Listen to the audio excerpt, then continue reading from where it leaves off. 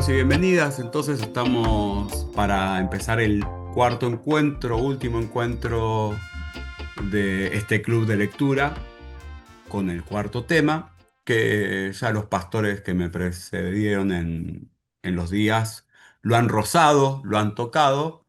Así que a manera de devolución, yo también me voy a meter en los temas de ellos un poquito, de alguna forma, así colateralmente. Mm. Eh, el tema que nos convoca hoy es la cruz como revelación, otra forma de conocer, otra forma de creer, y nos vamos a meter en el tema de la teología de la cruz, pero bueno, vamos a ver por dónde vamos a entrar a esto de la teología de la cruz. Que está ahí, subyace todo el tiempo en este texto de Servo Arbitrio de Lutero, que es un texto del 525, es el último texto del 525, un año complejo para Lutero. No, me está pasando la diapositiva, así que vamos a ver acá. Ahí vamos. Bien. Entonces, habíamos puesto como objetivo para este encuentro contraponer la teología de la cruz con la teología de la gloria y plantear una epistemología teológica desde los márgenes. La primera parte del objetivo va a intentar contrastar la teología de la cruz con la teología de la gloria. Cuando nos referimos a teología de la gloria, es la que pretende ver a Dios en el poder, en el éxito, en los templos gigantes, en las iglesias que no se equivocan nunca, en los líderes religiosos que aparentan ser superhéroes espirituales. Es esa teología que busca triunfos, que busca honores, que busca algún tipo de seguridades de las cuales aferrarse y que muchas veces en estas prácticas terminan encubriendo de alguna manera injusticias detrás de esos discursos que son tan bonitos que no dejan de ser más que ídolos, ¿no? Ídolos con pie de barro. Por otro lado, tenemos la teología de la cruz, que en cambio es la que reconoce que Dios se revela en lo que parece débil, lo que parece frágil, incluso en aquello que es hasta escandaloso. Hay un hombre ahí que está crucificado, un tipo que es víctima del sistema, alguien completamente rechazado por los poderes religiosos y políticos de la época. Allí, en lo que el mundo desprecia, es donde Dios se muestra de alguna manera más claro. Por eso contraponer ambas teologías, en nuestro caso, es ir a buscar a Dios no en la opulencia religiosa, sino en el sufrimiento compartido. Ojo, que cuando digo ir a buscar a Dios, estoy hablando de ir a buscar aquellas cosas que decimos de Dios, ¿no? Porque la verdad que solo Dios viene hacia nosotros. En la solidaridad con quienes son descartados y descartadas, en la vida rota que se abre de alguna manera a la esperanza que se construye en torno a esta cruz. La segunda parte del objetivo, la que viene después de la coma, que es plantear una epistemología teológica desde los márgenes. Entonces, bueno, la palabra epistemología, perdón, es simplemente la forma en que conocemos, el modo en que aprendemos y entendemos. Tal vez yo me quedaría con la idea de que epistemología es reflexionar acerca de la profundidad de algo, ¿no? ¿Cómo reflexionamos acerca de esa profundidad? Entonces, para este objetivo es plantear una reflexión permanente acerca de la profundidad de nuestra teología respecto de los márgenes. Esta teología de la cruz respecto. Si unimos esto con la teología de la cruz en contraposición con la teología de la gloria, vamos a ver algún tipo de comprensión de Dios que no se nos va a revelar desde el centro del poder, sino que más bien va a venir de los lugares que menos estamos esperando. Desde las voces silenciadas, desde las personas rechazadas, las villas, los barrios populares, los pueblos originarios, los desplazados y las desplazadas, los micros desplazamientos, un fenómeno que estamos descubriendo y tratando de entender cómo atender desde la diaconía en la congregación San Lucas, la diáspora, los de la diáspora, ¿no? Ahí la congregación La Resurrección en Rivera está teniendo un interesante trabajo con aquellos que están por fuera y con una misión virtual que se llama Cristo Vive, desde los migrantes, las migrantes, desde los cuerpos que están enfermos, las discapacidades, las neurodivergencias, los cuerpos envejecidos, todas aquellas existencias corporales que son de alguna manera despreciadas. Allí en estas expresiones de exclusión va a aparecer una mirada acerca de la cruz, un Dios que se hace cercano, que acompaña, que dignifica. Y fíjense que tenemos esta imagen de Maximino Cerezo Barredo, que era un sacerdote español que estuvo en América Latina en la época de la teología de la liberación y lo terminaron llamando el pintor de la liberación. Esta imagen está en la Catedral de la Prelatura de San Félix de Araguaia, la diócesis que estaba a cargo de don Pedro Casaldáliga. Sí, de don Pedro Casaldáliga. Fíjense cómo en esta imagen que estamos viendo es contraria y se opone a las imágenes de un Dios de éxito y poder. Afirma que Dios se revela en la cruz, en lo vulnerable, y reconoce que el conocimiento de Dios, la construcción que hacemos desde la teología, debe buscar en los crucificados, en las crucificadas, esas voces que nos van hablando desde los márgenes de la historia y también desde la sociedad misma donde nos toca estar insertos e insertas como cristianos y cristianas. Una mirada que no se va a arrodillar ante el poder, sino que más bien se va a encarnar, se va a juntar, se va a amalgamar, se va a encontrar junto a los vulnerables y las vulnerables, porque allí está Cristo crucificado y allí está Cristo resucitado. Ahora, podemos entrar desde varios lados y al tema de la teología de la cruz, pero vamos a entrar desde los dos regímenes. Un problema entrar desde los dos regímenes en un texto de 1525 porque Lutero viene de pifiarla en sus quilombos con Munzer y sus cartas a los campesinos. Justamente en este principio de los dos regímenes, Lutero acaba de pegar un tropezón y acá lo vuelve a levantar un poco en el texto de Servo Arbitrio y en esta parte particular que leímos, en este capítulo en particular que leímos para hoy. Para poder meternos en este tema, uno de los lugares que tenemos, uno de los temas que tenemos que tener en cuenta es pensar que los dos regímenes no es un término estandarizado, pero se refiere más comúnmente a la doctrina de los dos reinos. Fíjense que ahí está chiquitito entre paréntesis. Esta postula dos ámbitos de gobierno divino en el mundo. El reino de la mano izquierda de Dios, que es el gobierno secular, el gobierno de la ley, y el reino de la mano derecha de Dios, que es el reino espiritual del Evangelio y de la gracia. Distingue la forma en que Dios gobierna el mundo a través de las instituciones y la ley y cómo gobierna el mundo desde el ámbito espiritual y de la fe. Pensémoslo como en dos manos que están tocando la guitarra, sacando la sonoridad al instrumento. La mano izquierda va a ejercer presión sobre algunas cuerdas y la mano derecha, mientras tanto, va a estar arpegiando, rasgueando, punteando sobre las mismas cuerdas. Lo que eso va a llevar a una experiencia de sonoridad que nos va a movilizar, que nos va a inquietar. Ese ejercicio nunca deja de distinguir lo que hace cada una de las manos, pero simultáneamente están sobre el mismo instrumento generando esta sonoridad. Esto puede funcionar capaz como algún tipo de analogía respecto de los dos regímenes, los dos reinos, y fíjense lo que dice al final, con la importancia de distinguir sin separar y reunir sin confundir. No es un agrupamiento de cosas en contraste, sino que nos permite considerar el gobierno de Dios formado, mantenido, sostenido por el principio, perdón, por dos principios que son igualmente necesarios como permanentes.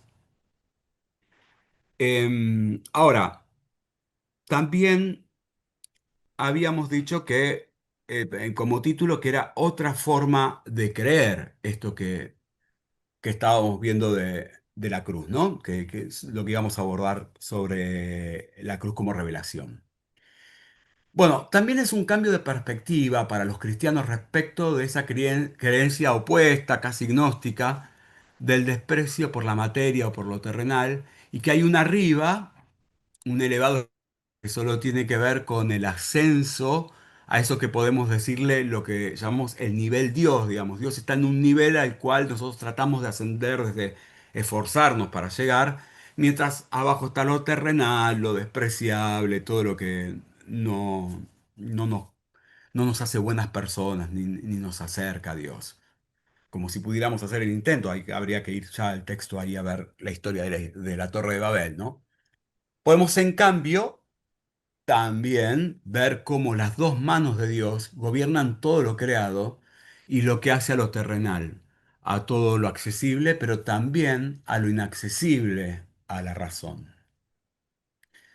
Es una invitación a romper, de alguna manera, con la idea de un Dios que está aireado, que está enojado, dirigiendo desde arriba, por una perspectiva distinta, donde Dios, en medio de lo corriente y de lo terrenal, sostiene con sus dos manos, que es la segunda imagen, ¿no? Acá vemos estas ilustraciones.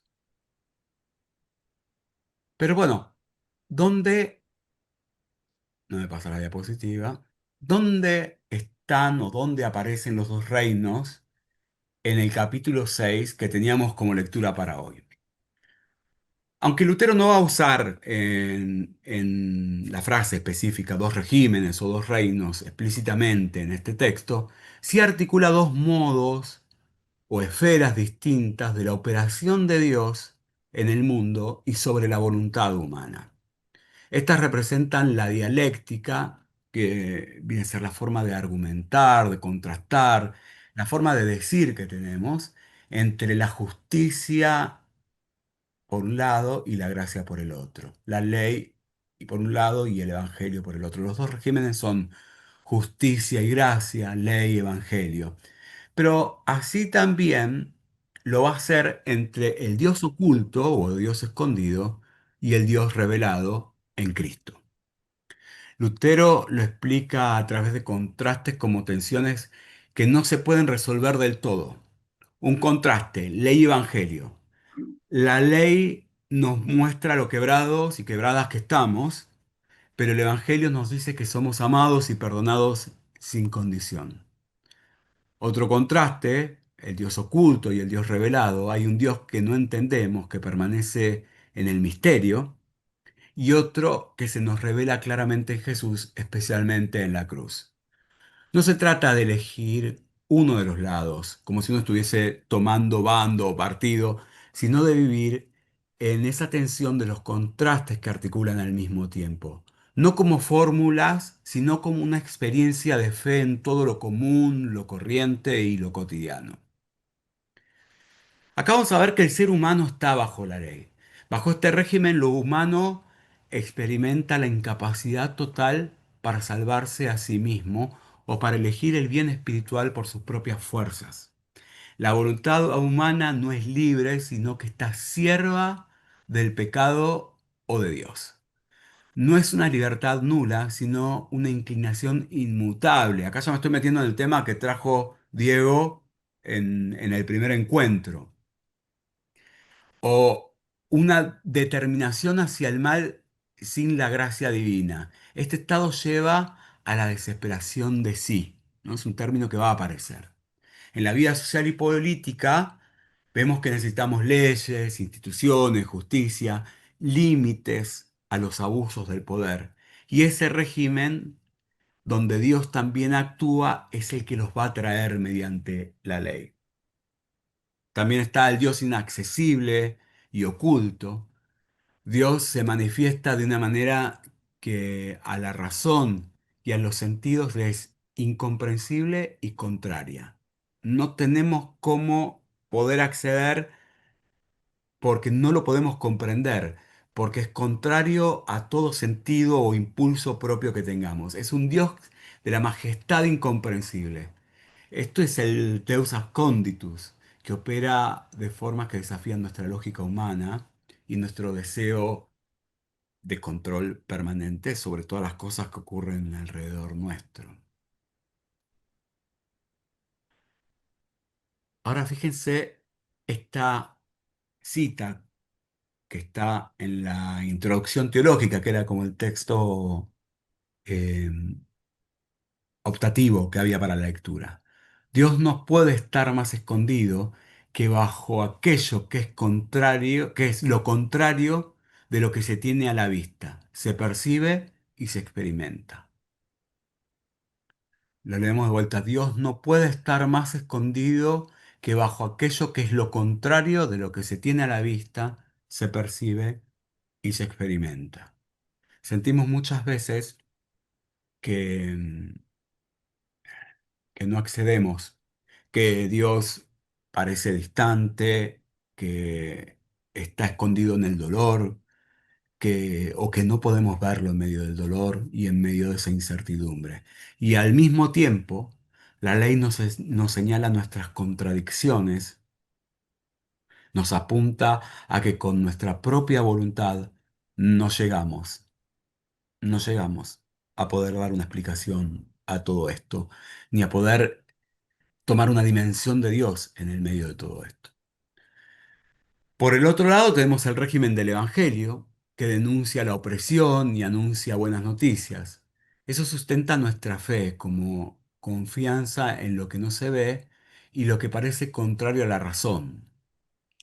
Fíjense que el Evangelio, como otro de los regímenes, como uno de los dos, viene a traer una confianza, ¿no? Una comprensión sobre lo que no se ve y sobre lo que parece contrario a lo que podemos razonar. Este régimen o reino confiere humildad y fortalecimiento de la fe.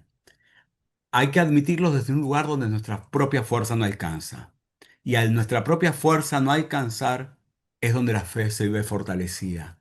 La verdadera humildad surge del reconocimiento de esta incapacidad humana y la total dependencia de Dios, eh, y soltarnos, perdiendo el control.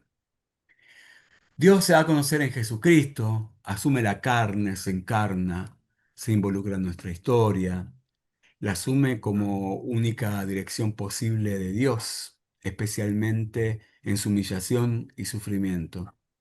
Aquí se manifiesta la gracia, la justicia y el amor divino, no en poder terrenal, sino en la debilidad. La distinción entre estos regímenes es crucial para una epistemología desde los márgenes, una reflexión permanente acerca de la profundidad de la cruz que podamos hacer desde los márgenes. Nos enseña que el verdadero conocimiento de Dios no se encuentra en la autosuficiencia o en el poder, lo que llamaríamos teología de la gloria, sino en la vulnerabilidad y la dependencia, que son realidades cotidianas para los marginados y las marginadas. Quienes viven bajo la opresión a menudo experimentan más directamente la severidad de la ley en forma de injusticia, de desamparo, lo que puede conducirlos a una profunda desesperación de sí, que lo estábamos viendo antes, como un peregrinar que los lleva a la gracia del Dios revelado en Cristo. De vuelta, no es un peregrinar por acción propia del hombre, sino en ese tránsito, como la gracia aparece y derramada por Dios, revelada en Cristo. Mientras la ley acusa, el Evangelio responde, sí, esa ley tiene razón, pero igual sos amado, pero igual sos amada, porque tu redención ya no depende de esas cuestiones del mundo, sino que está en Cristo.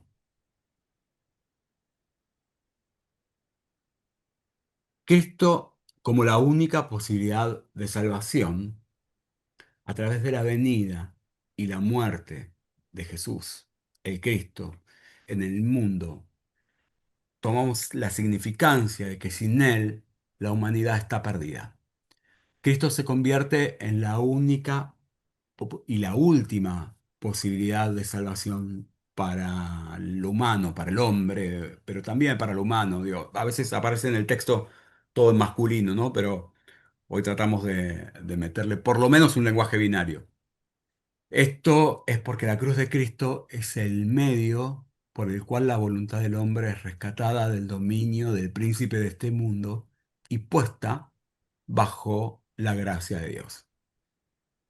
Allí, en medio de estos ámbitos, que no deben confundirse ni mezclarse, como decíamos antes, pero que no están separados, tal vez como la bisagra en medio de la ley y el evangelio, de la justicia y la gracia, lo que está en el centro como articulador y ordenador es la propia cruz. Y aquí volvemos a la contraposición entre teología de la gloria con la teología de la cruz.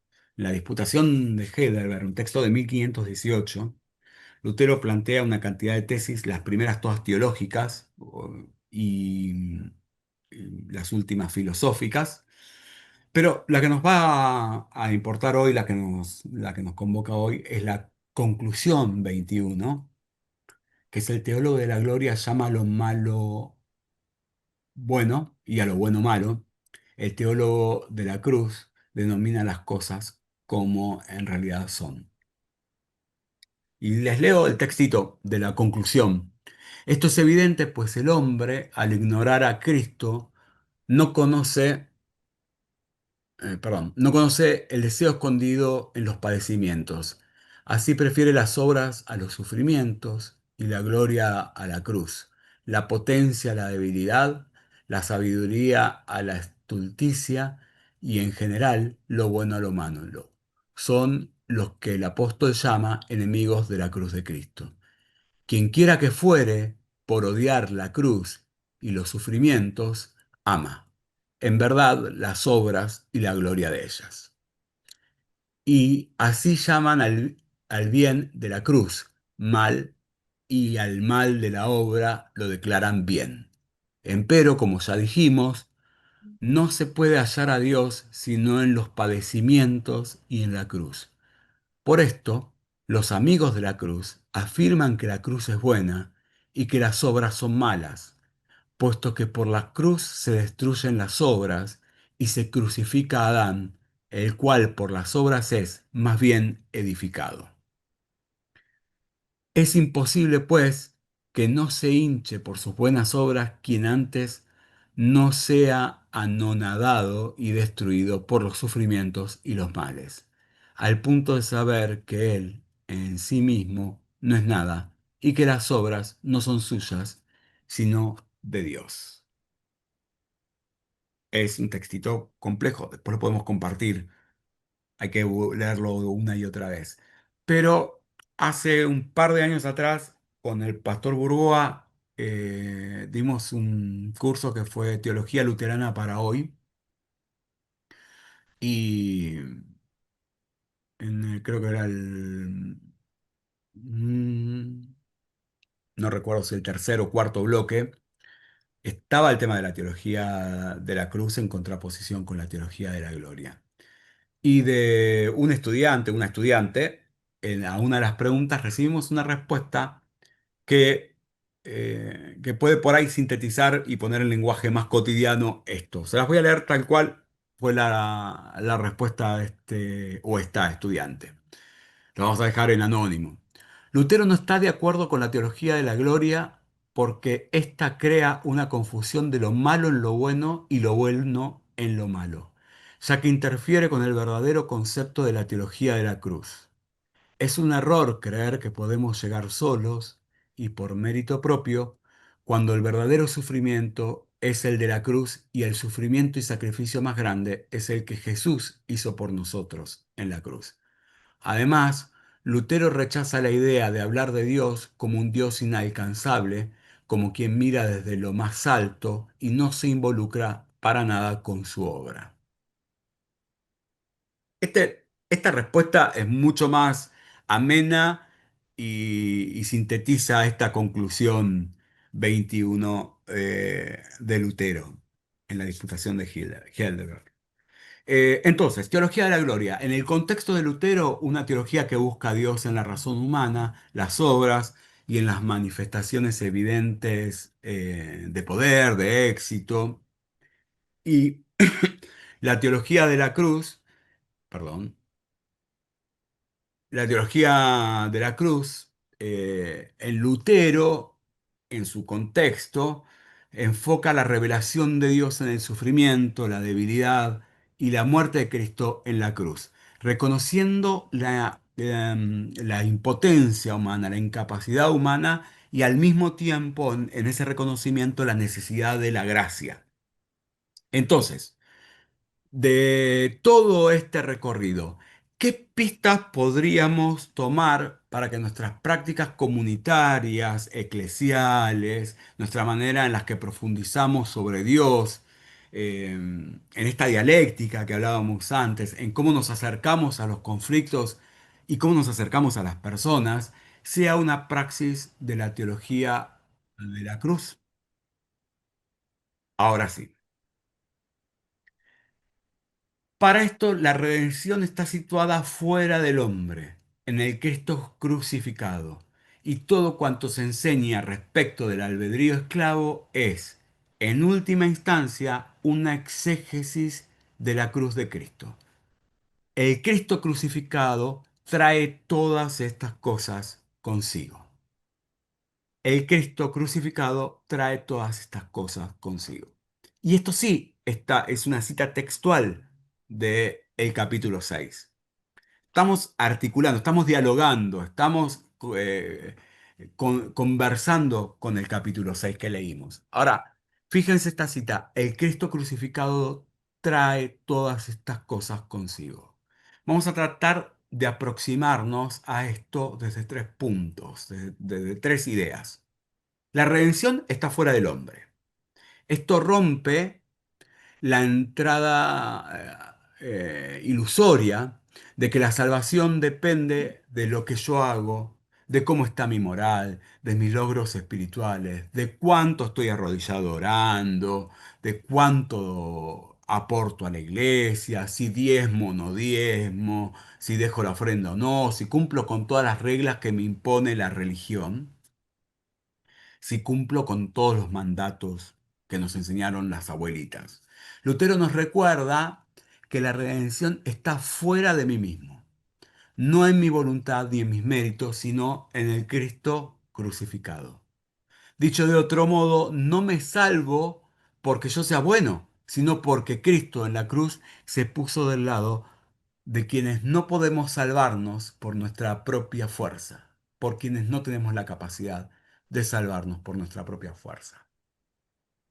El segundo lugar de donde vamos a entrar a este texto, o que podemos desprender de este texto, el albedrío esclavo y la cruz, tema que trajo también el pastor Diego. Cuando Lutero habla del albedrío esclavo, está diciendo que nuestra voluntad está atrapada, está como encapsulada, está encerrada en el ego, en el pecado, por los sistemas de injusticia. Queremos elegir lo bueno, pero muchas veces terminamos reproduciendo finalmente lo que daña. Entonces, todo lo que se enseña sobre la voluntad determinada no es otra cosa que una exégesis de la cruz.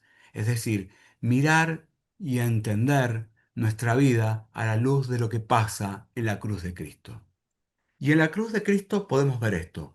El ser humano, cuando pretende ser libre por sí mismo, soltarse de esa voluntad divina, termina crucificando al inocente. Cuando el ser humano quiere por sus propias fuerzas librarse de Dios, salvarse a sí mismo, termina crucificando a un inocente. Pero Dios es en la misma cruz que libera y abre un nuevo camino de gracia. El último, el tercer lado por donde vamos a entrar acá es el Cristo crucificado que trae todas esas cosas consigo. El final de este parrafito. Todo lo que necesitamos para vivir, para creer, para ser transformados, está en el crucificado. No necesitamos sumar Nada extra, ningún plus, ningún suplemento de piedad, ningún manual de autoayuda, ninguna cuota de moralismo, ninguna dosis de pulcritud, nada. El crucificado trae la redención completa, la libertad, la reconciliación, la misericordia, la dignidad, la restitución, la restauración, todas estas cosas. ¿Cómo lo podemos entender hoy? Cuando alguien es expulsado de una comunidad, por el motivo que fuese, por pobre, por temas de diversidad sexual, por pensar distinto, porque no conviene que ande levantando mucho el avispero. Asimismo, Cristo está cargando esa exclusión de la cruz y diciendo, tu redención no depende de los que te están expulsando, ya que ya está en mí cargada, está por fuera de vos, por fuera de los poderes y por fuera de esas instituciones. Cuando creemos que tenemos que portarnos en una conducta de santidad o comportarnos de manera perfecta para que Dios nos acepte, la cruz responde, no, no hace falta, ya estás aceptado, así, con lo mamarracho que sos en la vida. El amor de Dios no depende de tu capacidad de decidir bien o decidir mal, sino de que Cristo ya hizo esto con vos, en vos. Y cuando el mundo levanta la bandera del éxito, de la meritocracia, de que esta cosa que tenemos, si vos querés podés, ¿no? Esta cosa del esfuerzo, ¿no? A veces eh, uno tiene una vida que está rodeado de muchas personas con diferentes discapacidades físicas. Mi vieja, mi hermana, por ejemplo, ¿no? Y había algo que les molestaba bastante, que era que ser tomadas como ejemplo, ¿no? Esta cosa que uno levanta el ejemplo de, mirá, mirá qué valioso el esfuerzo que hace, ¿no? La cruz ahí nos recuerda que nuestra libertad no nace de ese poder hacer algo distinto, sino que nace de la gracia. Para resumir esto, la redención no está en mí, no está en vos, no está en nosotros, sino en el crucificado. La cruz desenmascara, desmantela nuestra falsa libertad y revela la gracia. Cristo crucificado nos lo trae todo. Perdón, libertad, restauración, vida nueva. Ahora, uno de los temas que presentamos en el adjunto para hoy invitaba a proponer una teología sistemática que nace del cuerpo y que nace del conflicto. Está en el documentito que mandamos. Observemos estas 7 fotografías de un fotógrafo cubano, Eric Ravelo. Eh, Eric Ravelo tuvo mucho éxito años antes de esta fotografía haciendo campañas de estas de contraste para la marca Benetton. Pero esto es una obra artística de él, donde denuncia el padecimiento de los niños y las niñas en el mundo. Fijémonos una por una. La primera fotografía representa el abuso que sufren niñas y niños en Tailandia, que es como el paraíso de la pedofilia. La segunda se refiere a la pedofilia dentro de la propia iglesia. La tercera, el tráfico de órganos en el mercado negro. Los niños son, en el mercado negro de órganos, los niños son como lo ideal. El órgano está fresquito, perdonen que suene fuerte lo que estoy diciendo, pero es como la víctima ideal. Eh, y sobre todo ocurre en los países tercermundistas. Y bueno, nosotros como latinoamericanos estamos acostumbrados a pensar que el tercer mundo está acá. Bueno, ocurre más en países aún más tercermundistas, hacia el otro lado, más hacia Asia y hacia África. La cuarta fotografía representa la guerra en Siria y sus consecuencias. La sexta está dedicada a la obesidad infantil provocada, a ver, sí, la sexta es, sí, perdón, eh, provocada por las empresas de comida rápida. Y la última, me está faltando alguna. Ah, perdón. La quinta me está faltando, que tiene que ver con la venta de armas libres en Estados Unidos y esta locura con la autoprotección que tienen ahí, donde los niños son víctimas en estos asesinatos masivos que ocurren en los colegios. Luego, la sexta es la dedicada a la obesidad infantil provocada por las grandes empresas de comida. Y la última tiene que ver con aquel accidente nuclear en Fukushima, en Japón, que dejó tantos niños y niñas devastados. Aquí vemos la cruz y vemos a los crucificados y las crucificadas hoy. ¿Cómo estamos de tiempo? ¿Qué hora es? ¿Alguien tiene ahí una hora a mano? Porque yo tengo la... Y ¿Son las 10? 46, y 46, sí. Ah, bueno. Y Y 46. sí, ¿Y cuánto tiempo tenemos? ¿Nos podemos extender un poquitito? sí, 10 minutos, por ejemplo, si terminamos 9:10, ¿les parece bien? No hay problema. ¿No hay No, perfectísimo. problema? no hay problema de Entonces, quitarse, de sonarlo por todo. No bueno, sé qué opinan. entonces yo ya me metí con los temas que trajo el pastor Diego, ya me metí con los temas que trajo el pastor Octavio, porque me metí con el Dios escondido. No me metí con los temas que trajo el pastor Alan, pero ahora vamos a ir a eso. Y les quería compartir un videito que por ahí, porque el pastor Alan trajo algo muy interesante en su encuentro que tiene que ver con la mirada latina de la cruz y y la mirada ortodoxa, ¿no? Les quería compartir un videito que posiblemente lo conozcan porque circuló un montón. Yo me encargué de mostrárselo a un montón de gente, pero bueno, si no si lo conocen, lo vuelven a ver y si no, es una manera de ver. ¿Cuáles son esas comprensiones que tenemos de la cruz y a qué sentido de la cruz queremos llegar? Y ahora esto no me deja compartir pantalla para mostrarles el video.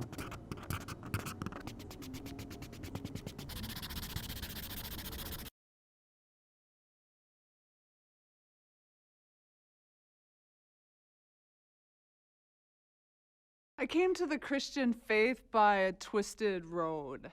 I was raised in a pretty fundamentalist church, which didn't have much need for smart mouthed girls. They also didn't have much need for symbols and art and candles and incense and icons and, like, well, most of the stuff I really love about church now. It took me 10 years, a nagging chemical abuse problem, and a cute new Lutheran boyfriend for me to come back to the Christian faith.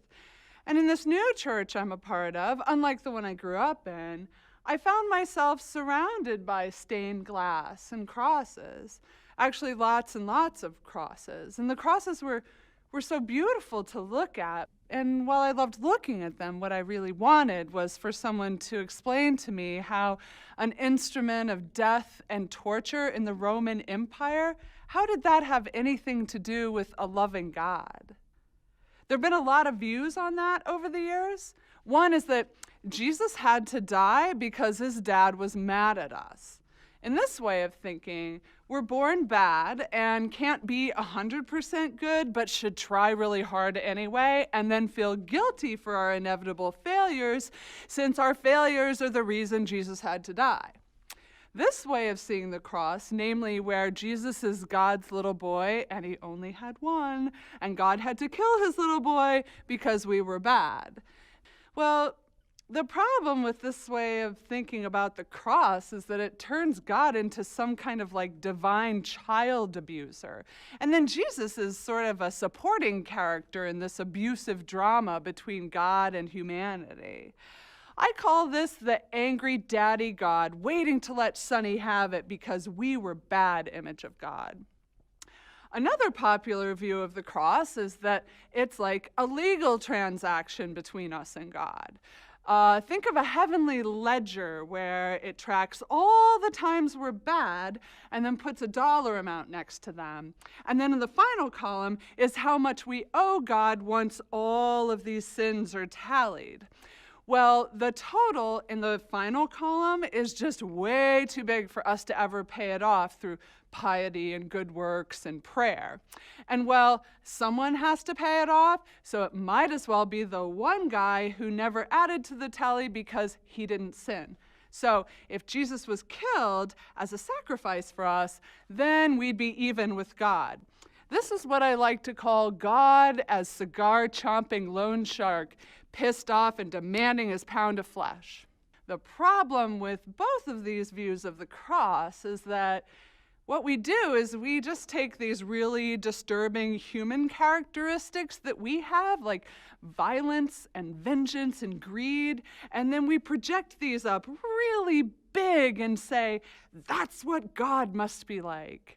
So we basically start with us, our issues and values and hang-ups, and then we like pawn them off on God and say, well, that must be what the cross is about. But the thing is that both of these versions of the cross have God like standing smugly above it with his arms crossed looking down, when the fact of the matter is that God doesn't actually stand above the cross at all. God actually hangs from the cross. Here's the thing, the most reliable way to legitimately know anything about the nature of God is to look at how God chose to reveal God's self in Christ. And when we look at that, when we really look at that, we see who God is in how God chose to reveal God's self in a cradle and on a cross. See, at the cross, it's like God is saying, pay attention. This is the logical end of your value system, and it's not my value system. And here's where yours will always end. It'll always end in the suffering of God. Here is the extent I will go, says God, to defy your idea of me as a vengeful God, because I won't even lift a finger to condemn the people who hung me. So I will simply not allow you to project your puffed up human traits on me as though I'm like a bigger, better version of the best parts of you or a bigger, badder version of the worst parts. The cross is actually about God saying, I would rather die than be in the sin accounting business anymore. On the cross, we don't see a legal transaction where Jesus pays our debt. On the cross, we actually see God. The cross is God's self-revelation, but it's also God's judgment. But the thing is, the judgment is forgiveness. Forgive them, Father, for they know not what they're doing, is an eternally valid statement. Because from his cross, Christ the King loves the betrayer, loves the violent, loves the God killer in all of us. And it's finally only a God who can enter into our human existence and suffer our insults with only love and forgiveness that can possibly save us from ourselves. I think the early Christians actually understood this. They didn't see the cross as a place of glory and triumph. They knew that God chooses what is foolish in the world to shame the wise. And just to be clear, these were not popular messages with the Roman Empire. The irony, of course, is that just a couple centuries into the Christian faith, the church aligned itself with empire rather than opposing it. And we began to resemble the very forces that rejected Christ in the first place. And this would also be the point in history where we encrusted crosses with gold and jewels as if we're trying to mask the foolishness of a God who suffers and dies. And in the end, the church, we're the ones who made the cross a representation of triumph, the triumph of cultural Christendom, that, let's be honest, has often trafficked in wealth and power and influence and actually the very things that the cross stands against. So while we might be seeking a Christianity based in glory and triumph, Jesus is seeking us in the places that he's always been found, namely in human frailty and human brokenness, in the unwashed masses. He's wooing us in simple table fellowship and contact with the unclean and confronting the powers that be. Because the shape of Christ's church isn't of an empire, American or Roman or otherwise. The shape of Christ's church is decidedly cruciform.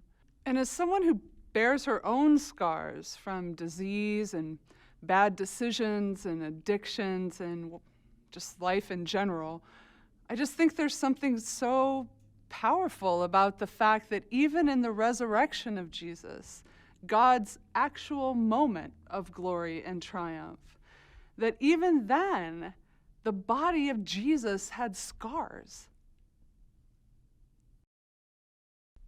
So I guess I just wonder, what is it about us that makes us always choose the bedazzled cross and not the actual one?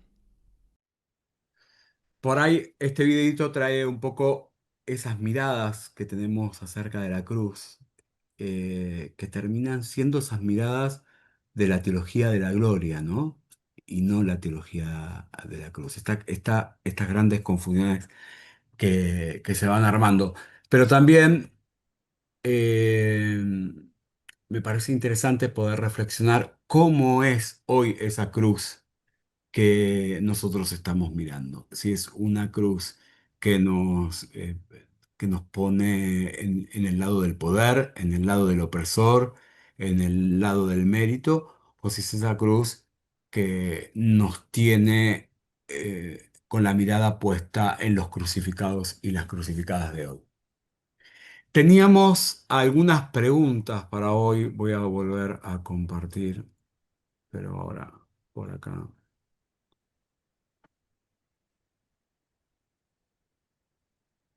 Tenemos algunas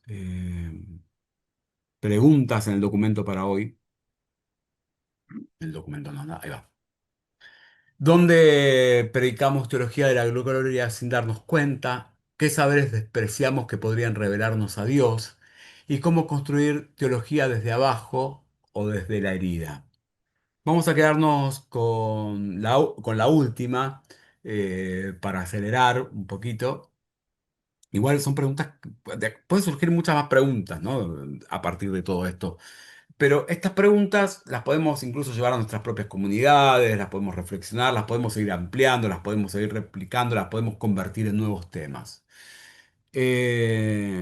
Pero vamos a tratar de tomar algunos ejemplos de cómo la teología de la cruz nos habla desde el conflicto eh, y cómo me animo a decir algo, es también una teología que se involucra en lo público y por lo tanto una teología política. Quizás Lutero, en el momento que escribe este texto, estaba muy complejo su posición. Fue un año muy difícil para Lutero, el 25. Eh, y tenía un par de documentos atrás que le hacían contrapeso y no sabemos si el fin de Lutero era llegar a algo político. Bueno, para ir viéndolo más adelante, ¿no? En algunos escritos más. Pero, pero sí hubo teologías que surgieron desde Latinoamérica, por eso me parecía también interesante el video, ¿no? Cómo han sido acá, y sobre todo con estos documentos que vienen surgiendo ahora de la CIA, de cómo se vino a callar esa teología de la liberación en América Latina.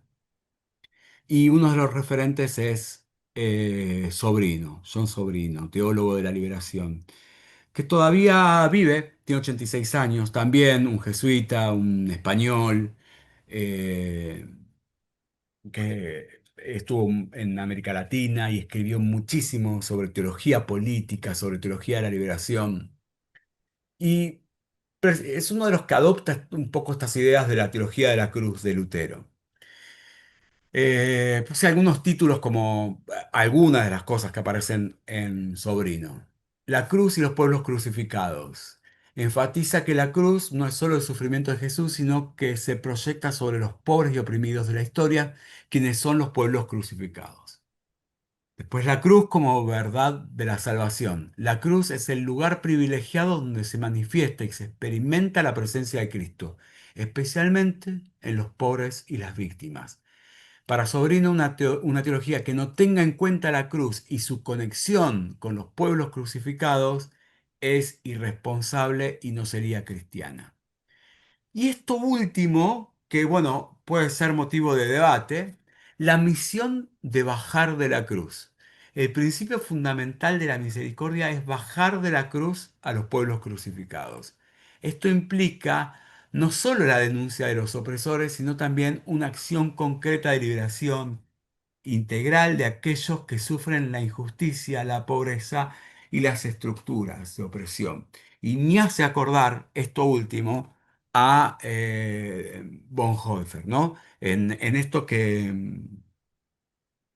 no es suficiente calmar el hambre sí, aplacar el hambre de quien pasa bajo la rueda de la injusticia, sino que hay que clavar una pala en la propia rueda, ¿no? Me hace acordar como a esto de Bonhoeffer.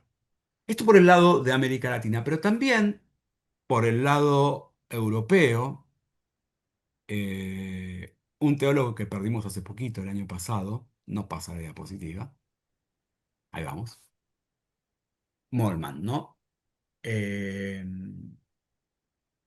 Molman, teólogo sistemático alemán, reformado, que toma mucho de la teología de la cruz, porque la cruz es uno de sus temas. En su libro El Dios crucificado podemos encontrar un poco de esto. Para Molman era imprescindible realizar la teología de la cruz, lo que significaba ir a fondo de la teología junto con sus exigencias e implicaciones con el que sufre. No se puede hablar de esperanza ni de preocuparse por la salvación personal si no se pasa primero por la experiencia de la cruz. Molman lo enuncia de la siguiente manera, y esto es textual Molman. Realizar hoy la teología de la cruz significa tomar en serio a la teología en sus exigencias. ¿Qué significa oficialmente el recuerdo de Dios crucificado en una sociedad oficialmente optimista que camina por encima de muchos cadáveres? ¿Qué significa oficialmente el recuerdo de Dios crucificado en una sociedad oficialmente optimista que camina por encima de muchos cadáveres? Pregunta que sigue teniendo hoy vigencia en este mundo doliente y fragmentado. Y en esta importancia de hacer teología desde nuestros contextos y desde América Latina, quizás como última, como bonus track, como cositas así decorativas, no veo nada. Tomar la definición de teología de la cruz, que está en el diccionario manual teológico de don Justo González, que es creo que una de las, de las mejores obras en español hechas de recopilar términos teológicos. Literalmente, teología de la cruz, aunque perdón, esto refería su nombre en latín. Aunque la frase a veces se refiere al énfasis sobre la contemplación de la cruz que caracterizó la devoción hacia fines de la Edad Media, con mayor frecuencia se utiliza para referirse a la insistencia de Lutero en que Dios se lo conoce, no en su gloria o a través de la especulación metafísica o filosófica, sino allí donde Dios decide revelarse, es decir, en la debilidad y la locura de la cruz. Lutero establece un contraste entre esta teología de la cruz y la falsa teología de la gloria, y sobre esa base rechaza todo intento por parte de los teólogos y filósofos de determinar o describir la naturaleza y actividad de Dios sobre fundamentos puramente racionales. Y bueno, y muchas gracias por haberme aguantado todo este rato. Así que hasta acá llegamos, pero